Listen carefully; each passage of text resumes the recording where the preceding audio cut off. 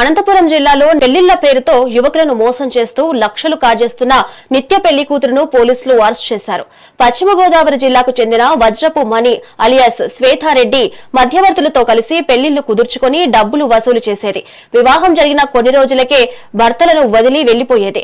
ఇప్పటికే 5గురిని మోసం చేసి 2025లో కాసేపల్లికి చెందిన సుధీర్ రెడ్డిని పెళ్లాడి పరారయ్యింది. బాధితుడి ఫిర్యాదుతో దర్యాప్తు చేపట్టిన పోలీసులు కర్ణాటకలో మరో పెళ్లి చేసుకుని వస్తుండగా నిందితురాలిని పోలీసులు అదుపులోకి తీసుకున్నారు.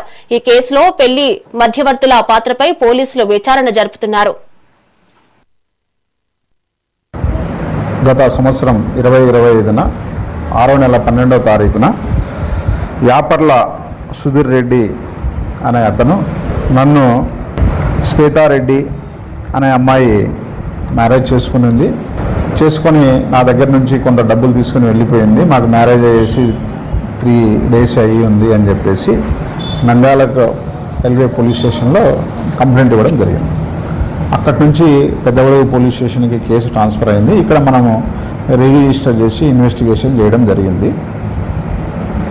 ఈ అబ్బాయికి అమ్మాయి పరిచయం ఏర్పడి వీళ్ళిద్దరూ గుత్తిలో మ్యారేజ్ చేసుకున్న తర్వాత ఒక 3 days ఉండి ఈ అమ్మాయి రైల్వే స్టేషన్ నుంచి వెళ్ళిపోవడం వలన నా దగ్గర ఉన్న డబ్బులు తీసుకొని ఈ అమ్మాయి వెళ్ళిపోయింది అని దాదాపు 3 lakhs rupees తీసుకున్నట్టు ఈ అబ్బాయి చెప్తున్నాడు. వెళ్ళిపోయిందని చెప్పి కంప్లైంట్ మేరకు మనము కేసు నమోదు చేశాం.